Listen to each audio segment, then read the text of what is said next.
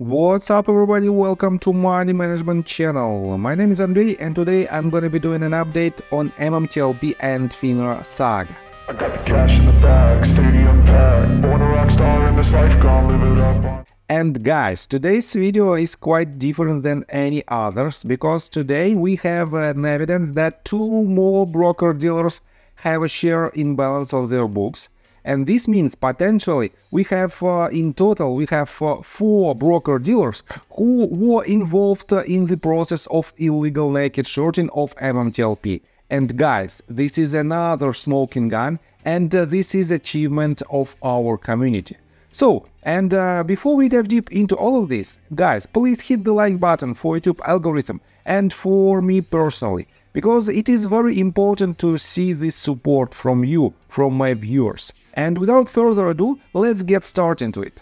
So, on my yesterday's video, I showed you this Twitter account. It belongs to Tom E5050 Split, and he is in the process of transferring his more than 10,000 shares to AST, and for now his broker-dealer is stonewalling all of his efforts. And yesterday, by the end of February 22nd, he had 4 attempts, he already had 4 attempts of transferring his shares. And for now, he made an update. As you can see, he wrote this tweet 5 hours ago, and it is a 12 out of 12 tweets.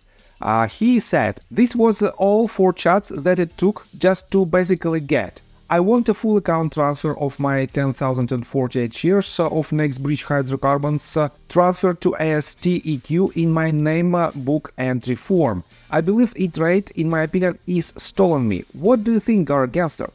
And he added all of the screenshots of his conversation with Tyrell, and he is a representative of E-Trade, and he has a lot of screenshots of this conversation. And guys, I don't want to dig deeper inside these tweets. Believe me, it is just back and forth process where Tom is trying to push and is trying to transfer his shares to AST, and E-Trade is stonewalling all of his efforts. They have a lot of so-called facts why they cannot do this at the moment, and basically it is another confirmation that E-Trade is hiding something. But on top of that, guys, let me show you this. Meta guy Murdoch wrote this tweet, and he said, "Breaking news, Fidelity saying they cannot transfer anything right now," on his 3rd phone call to them. Context: his first and second phone calls today. A different rep set certificates only. And he refers to the tweet that was made by Blair Zibert just 3 hours ago. And guys, I have to say that this phone call, the quality of the sound of this phone call is terrible. That is why, let me show you just this tweet. Blair Zilbert wrote this: "During my first 2 calls, they say only paper certificates. 3rd call, they say no transfer at all." And guys, it is another smoking gun, and it is another evidence that for now we have a 3rd broker-dealer who has a share imbalance on their books. And on my yesterday's video, I told you that I have some indirect evidence of Fidelity's share imbalance. And this is the proof from completely opposite side, from MMTLP shareholder, that Fidelity is out of shares. And this is another huge update, because Fidelity is one of the biggest broker-dealers who has quite substantial number of shares on their books. And on top of that, guys, it is not the end. Let me show you another tweet that was reposted by Anna, that was made by Paul T, and he refers to the tweet that was made by Eric Van Hoof, and Eric Van Hoof refers to the post on Facebook basically. And let me start one by one. So David KD wrote this: "I talked with an Ally Invest manager today, and he said they stopped sending shares to AST in August 2023 because they ran out of bulk certificate shares. With my shares, my parents' shares, and 2 people I've been in contact with, we are all still in our brokerages with 53,000 shares. That's 53,000 shares over their allotment, not including the probable thousands more in LI. And guys, for now, it is the first statement that fourth broker-dealer has a share imbalance on their books. And let me show you that it is a domestic US broker-dealer. As you can see, Ali Invest is headquartered in Charlotte, North Carolina, and its parent organization is Ali Financial. Definitely, it is not the biggest broker-dealer, but still, we have another evidence of this activity, and this means it is a huge that basically this snowball is rolling, and this snowball is gaining momentum, and this momentum, in my opinion, will demolish all the illegal activity on the market.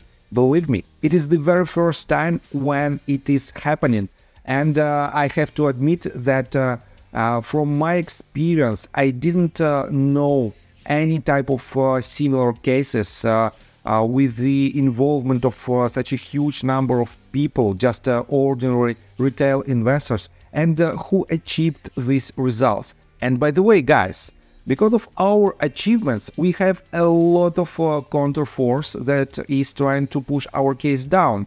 So, Mark Basil reposted this tweet, and I have to admit that on a daily basis, our headliners have more and more evidence that their social media accounts have an imposters. And this is another evidence of this. Frank Ness has an imposter. As you can see, it is completely different name compared to his real name, fness_blogger, and imposter has fness_bloggers with S at the very end. And guys, so let me show you this tweet. C. Breezy wrote this: I don't understand how many people have time to make these many accounts. Like, get a effing job. You gotta make a new email, create a fake bio, and repost bunch of crap so you look legit. Too much work for me, quite honestly. And yes, it is not the easy process, and in general it takes quite a long period of time to make the imposter's account looks like the real account. And the only reason why they are doing this is because they want to push our case down, because we already achieved a lot of results, and these results are impressive. So let me show you another update, and it is again, it was written by Meta guy Murdoch. He wrote: MMTLP breaking news. European brokerage changing their tune, saying they are waiting on communications from American counterpart. Will the other international broker-dealers follow suit, hoping to see more working to help the shareholders to get transferred over to AST? And Meta guy Murdoch reposted this tweet that was made by Dubfan, and Dubfan wrote: my broker starting to change tune, and he added this screenshot. Thank you for contacting Tegiro. Our brokers department is aware of this statement and has already contacted Morgan Stanley with the request to initiate the process. Delay in processing transfer to ST is not as a result of refusal from Morgan Stanley side. There has been concerns as to the process resulting from our omnibus structure. Nonetheless, we are actively pursuing this matter. As soon as we have any update on the matter, we will be updating clients. If you have any further questions, you can also take a look at our new help center. If the answer to your question is not listed here, please do not hesitate to contact us. Kind regards, Giro. And guys, yes, I think it is another small win in our case, because non-US broker-dealers have a lot of issues with transferring shares to AST, and that is why a lot of shareholders have less rights to use all the benefits from NextBridge hydrocarbons itself. And this means this problem should also be solved. And because of this and because of our activity, definitely because of our activity, we have these steps. I have to admit that it is tiny steps, but it is steps towards the resolution for international broker-dealers and for international MMTLP shareholders. On top of that, guys, let me show you that in general, we have more and more actions from the regulators from other countries that are trying to solve the naked shorting problem. And let me quote you just a couple of tweets.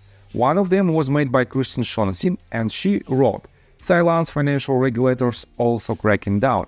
And she added this link, she added this article on Bangkok Post, and she quoted, "The stock exchange of Thailand is planning to raise the market capitalization requirement for securities eligible for short selling and triple the fines for violators of short selling rules.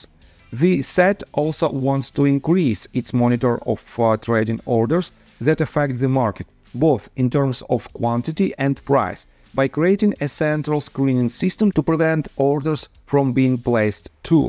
And let me show you that we have another news, and this time from South Korea. And this news was published by Susan Trimbath and was reposted by John Burda. And Susan wrote, "Seoul District Prosecutor searching 3 offices in connection with HSBC and BNP Paribas short selling last year, launching mandatory criminal investigation for naked short selling. Full ban of short selling stays in effect through June 2024. So they not only implemented this short selling ban till June 2024, but they initiated an investigation. And this definitely might lead to huge conclusions and to huge decisions that should be made in order to solve the naked shorting problem. So guys, I think that's all information that I want to provide you. We have a lot of news, and definitely today's video is showing you that we are on the right path and we are consistently achieving results on a daily basis. And these potentially tiny steps towards the resolution will eventually lead us to our victory. So, and see you guys and girls next time. Bye. I got the cash in the bag, stadium packed. Born a rock star in this life, gone live it up on the attack. Baby, I'm bad, I just want